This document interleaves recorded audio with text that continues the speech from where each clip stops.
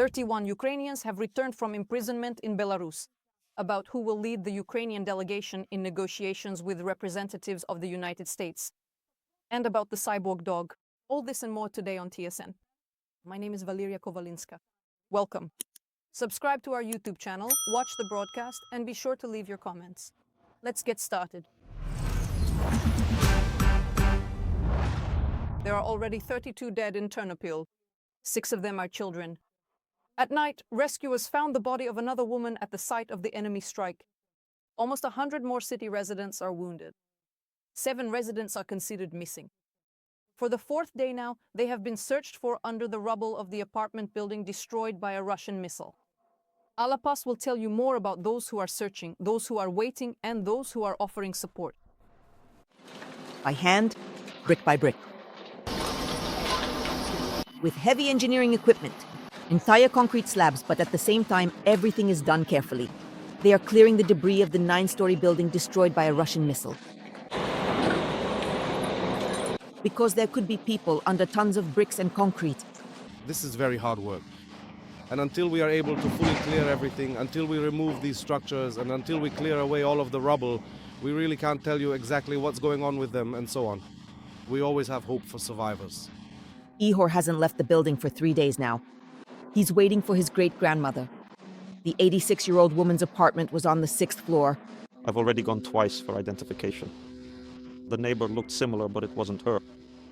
From early in the morning, I heard that something hit her building. She's here. Her apartment is on the 6th floor.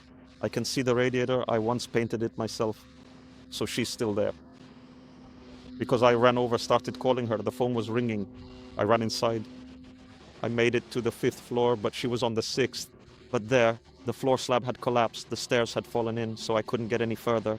I kept dialing her number. The phone was ringing, and I could faintly hear the ringtone somewhere inside. She didn't go anywhere without her phone, not to the shelter, nowhere. But most of those waiting are in this tent. Psychologists have gathered them here together. They support them by talking, trying to make the wait easier. Outsiders are asked not to disturb them. A mother has lost her son and is waiting. There is a man who lost his wife and children, and he is also waiting by the rubble. There is a man who can't find his wife and is also waiting. There are all kinds of people here. There are whole families. They don't really want to communicate or talk. That's normal because that's the state they're in right now. Meanwhile, holding their breath, dozens of people keep their eyes fixed on the isolated building. The pain of these people is the pain of all Ternopil residents. At a time like this, everyone needs to stick together and support each other. One another. Honestly, I just wanted to see for myself, to open my eyes to how much harm Russia has done. I feel so incredibly sorry for those children. At the site of the tragedy, it's not only those who lost loved ones here or whose relatives are still considered missing. People are bringing flowers and candles to the buildings destroyed by Russian missiles. There are hundreds of them here, and also toys. Because among the dead, too. And among the missing, unfortunately, there are children as well. There is no such thing as someone else's grief here. People from Ternopil come to support the victims and the rescuers. They come on their own and they bring their children. They hope that their prayers and thoughts will materialize into a miracle. It's very cold outside, with fog and clouds of dust that make it hard to breathe and sting the eyes. From the bricks and concrete slabs that rescuers are throwing down from above as they clear the rubble. The work doesn't stop for a moment, say the search teams, who are overwhelmed by the scale of the destruction. Several hundred emergency workers from 9 regions are working here. Among them are specialists from Kiev who have experience with this kind of work. The guys take turns so they don't collapse from exhaustion. In tents nearby, ordinary people from Ternopil have set up a real hub. They bring here the necessary items, food, make tea and hot meals, for the rescuers and those who are waiting. We brought sugar, food, whatever we could. This is a very tough mountain. Look, these little ditches. Now this will be Storage system. We need to carefully take it to the designated area and then go to the police officers for further instructions. Here, in this place, we feed people who are in need. We feed them with the food and supplies that others kindly bring and donate. We provide meals, we keep them warm and comfortable, and we collect whatever the guys need to help them get by. We do our best to support everyone here. Look, we need balaclavas, under helmets, everything that covers up has been brought. Look, we need headlamps. We're getting ready for the evening. People are bringing them. We need fresh underwear and warm clothes, and people are bringing those too.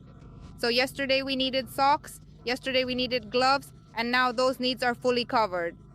So the needs are being met very, very quickly. 3 days of non-stop searching. By the evening of the first day, finally some good news.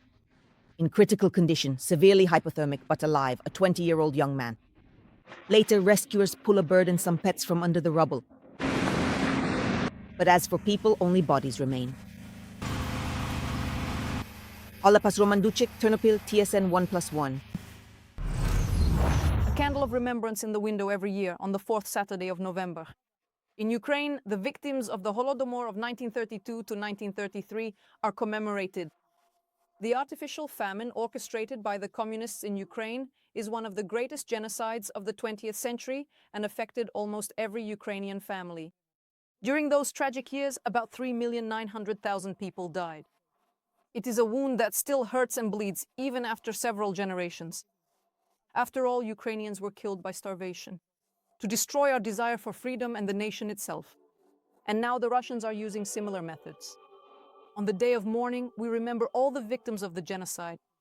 During a memorial service at the Assumption Cathedral, Volodymyr Zelensky, together with the First Lady and government officials, paid tribute. The traditional church service was led by Epiphanius, the primate of the Orthodox Church of Ukraine. Also at 4 p.m., a nationwide moment of silence was observed throughout Ukraine. So wherever people were, they had the opportunity to light a candle of remembrance and honor those who became victims of Stalin's genocide. Today, 31 Ukrainian citizens returned home from Belarus. All of them were convicted in Belarus under various charges. As stated by Bohdan Okrimenko, a representative of the Coordination Headquarters for the Treatment of Prisoners of War, most of these citizens were convicted, I quote, for supporting Ukraine. All the civilians are between 18 and 58 years old, including 7 women. The list for return was proposed by the Belarusian side. The negotiations took place with the participation of the Americans. Among those who returned home today is Maria Misyuk. She was detained when she was only 16, accused of terrorism. Belarusian propagandists even made a pseudo-documentary film about the girl. We just watched a film about you. Have you seen the film about yourself? Yes, they showed it to me in the detention center like it was some masterpiece. So what in it is true and what isn't? I think they totally messed it up. They wanted to make themselves look better for their propaganda, but it didn't work out. It turned out to be shameful. For them, not for us. We are sincerely grateful to the United States for this exchange, especially to the President of America, Donald Trump, and his special representative in Belarus, John Kellogg. And accordingly also to Christopher Smith for the assistance he provided in our work. One person was killed and another wounded in Donetsk region. The enemy attacked 7 settlements. Railway infrastructure, administrative buildings, residential houses, and cars were damaged. 341 people were successfully evacuated. The international border crossing point Orlivka has suspended operations. 2 people were injured in the Odessa region. The Russians targeted civilian facilities. Several dozen drones caused fires. The infrastructure of the Orlivka ferry complex on the border with Romania was damaged. Administrative buildings and 11 cargo trucks were also damaged. In the village of Kizomis in the Kherson region, the Russians killed an elderly woman. 6 more people were injured over the past day. The occupiers shelled energy and industrial facilities in the region. More than 30 settlements came under artillery and drone attacks. 3 apartment buildings, 14 private houses, civilian vehicles, and garages were damaged. In Zaporizhia, as a result of shelling in the Polohi district, a 49-year-old woman was injured. Throughout the day, the region once again suffered from Russian attacks. The invaders struck cities and villages 530 times. Law enforcement received 185 reports of destroyed Ukrainian homes. In Kherson region, 6 people were injured in a single day. The Russians shelled energy and industrial facilities in the region. 3 apartment buildings, 14 private houses, civilian cars, and garages were damaged. There was a strike in the central district of Kherson. According to local residents, these were extremely powerful strikes. The blast wave threw a cargo van, which was parked nearby, onto a fence. The vehicle ended up hanging on the fence. All morning, people were cleaning up the aftermath of the night shelling, removing shell fragments, pipes, and broken glass from their homes. Two were deafening. It seems to me that it exploded in the air. The first three were explosions. The first was at 1 o'clock at night, the last at 7 o'clock. I had just come out of the bathroom and everything started flying around in there. There will be more electricity and the periods without power will become shorter, assures Volodymyr Omelchenko, Director of Energy Programs at the Razumkov Center. He says that Ukraine has started buying more electricity from its neighbors, and most importantly, all 9 nuclear power plant units have reached their nominal operating capacity. Later, information appeared on the Prikarpatia Oblenergo website that in the Ivano-Frankivsk region, the blackout schedule was completely cancelled for today. Earlier, DTEK reported that 3 Ukrainian nuclear power plants had reduced their output, while electricity consumption increased due to colder weather. Now, however, the situation is gradually stabilizing, although the head of Ukrenergo, Vitaly Zaychenko, emphasizes that the situation could change if there are new enemy attacks. The risk of intensified shelling remains high. Russian forces have occupied the settlements of Odradne and Bologivka in the Kupianskyi district of Kharkiv region and have also advanced near Dvorichanskyi. This is reported by analysts from the Deep State portal. In addition, the invaders are putting pressure near Krasny Lyman by Mirnohrad, as well as in Vysoky and Zeleny High near Huliaipol in Zaporizhzhia region. The enemy is trying to bypass Stepnohursk from the west. They are also attacking near Primorsky, analysts report. And in the Dnipropetrovsk region, they tried to break through at several points near Novopavlivka. Russian assault troops are taking advantage of the weather conditions and fog, getting right up close to our soldiers' fortifications. It was especially intense near Novopavlivka the previous morning.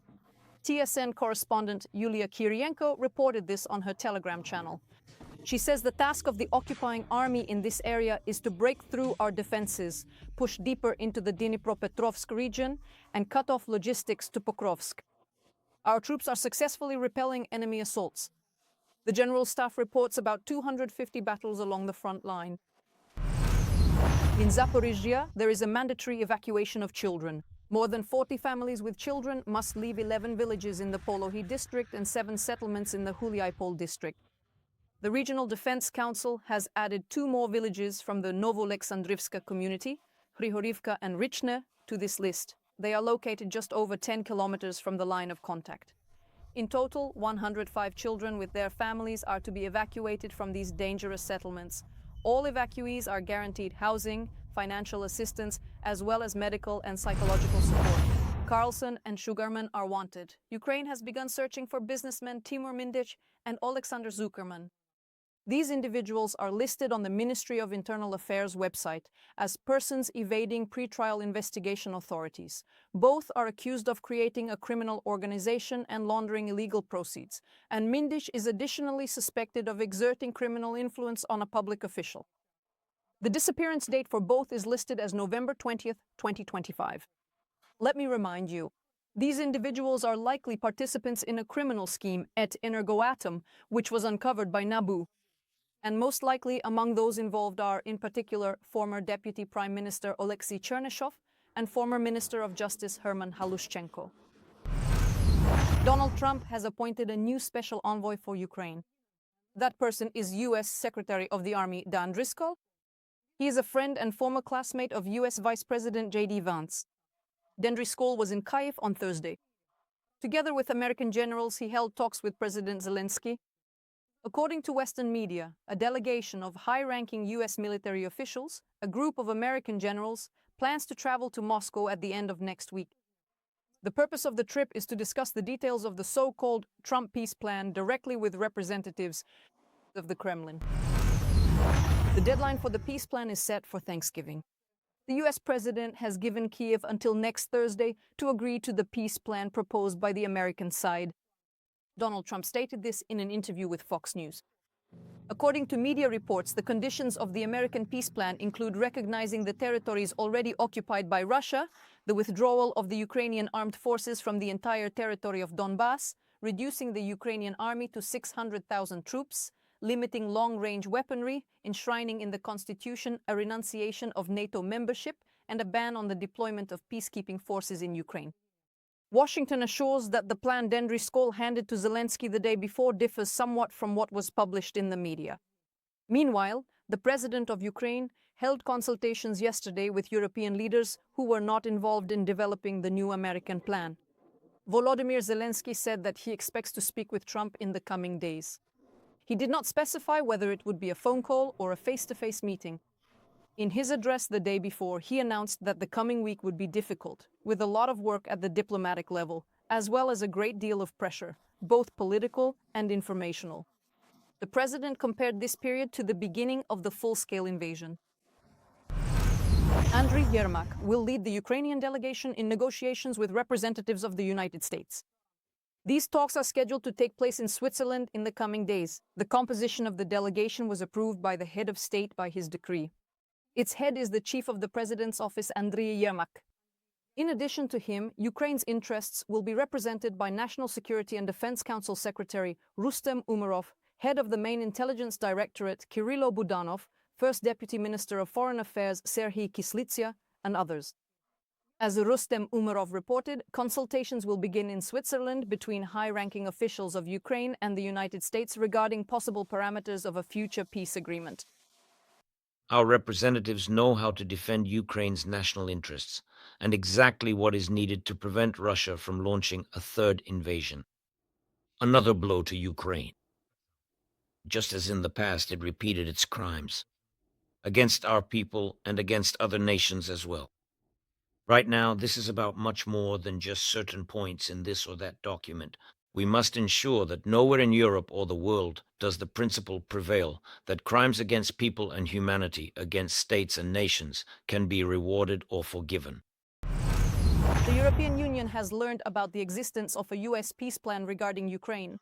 From the news, Brussels was not officially informed about work on the initiative. Yesterday, the leaders of EU countries discussed their own plan of further actions with Volodymyr Zelensky. What European politicians are saying and what they plan to do will be reported by Radio Liberty's correspondent in Brussels, Zoriana Stepanenko. The President of the European Council confirmed today that the European Union was not officially notified about such initiatives.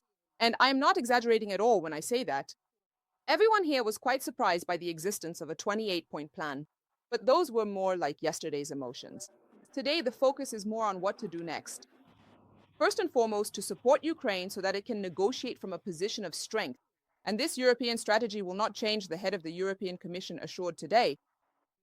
We will continue to support Ukraine just as we have done before. Ukraine can count on us because this is not just aggression against Ukraine, but aggression against the very foundations of the UN Charter. This is happening on European soil, and that is why we will support Ukraine for as long as it takes. I still see it as a list of issues that urgently need to be discussed between Ukraine and Russia rather than as a final plan.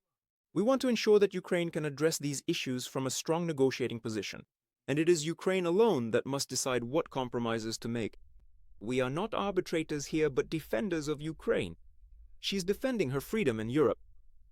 The British Prime Minister also agrees that above all, it is up to Ukraine to determine its own future. Keir Starmer, the President of France, and the Chancellor of Germany all spoke with Zelensky by phone today. For the sake of this conversation, Friedrich Merz had to urgently change his plans for today. European leaders will discuss the high-profile plan tomorrow on the sidelines of the G20 summit. This year, the highest leadership is absent from the forum, not only from Russia, but also from China and the United States. Nevertheless, Europe still wants to talk to the American side about its proposal. Whether there will be reciprocity from Washington remains to be seen, but previously Donald Trump did engage in such contacts. American experts I spoke with doubt that the proposed initiative has a high chance of being implemented. I don't expect Ukraine to accept it. I also don't expect our European allies to be pleased about it. So I don't know exactly what will happen. One scenario is that Trump declares victory, but in reality nothing actually happens. Another is that these peace talks happen on and off. But for this to become a lasting, meaningful peace that Ukraine agrees to, that would be very surprising to me. Among the points of the so-called US-Russian plan is Ukraine's renunciation of NATO membership and the alliance's refusal to accept it. I contacted NATO headquarters to clarify whether such a discussion is ongoing among the allies. then are they ready to make such a promise? In response, it was stated that NATO wants the war in Ukraine to end with a just and lasting peace, and President Trump's efforts in this direction are considered key. The Wall Street Journal has learned that Europe is working on its own version of a plan to end the war, with what are considered to be fairer terms for Ukraine. The details of this proposal are unknown, but for example, in the German Chancellery, summarizing today's conversation with Zelensky, they insisted that the line of contact should be the starting point for reaching an understanding and that the Ukrainian armed forces must remain combat ready. Accordingly, it can be assumed that Europe is against reducing their numbers, as well as withdrawing from Donbass. Journalists report that they want to finalize work on the European plan in the coming days. From Brussels, Zoriana Stepanenko, Marek Hajduk, Radio Svoboda, especially for TSN 1+1. And what do you think about the 28-point plan? Be sure to write about it in the comments to this broadcast on YouTube. And of course, don't forget to like and subscribe to the channel. In the meantime, I will continue with the TSN broadcast.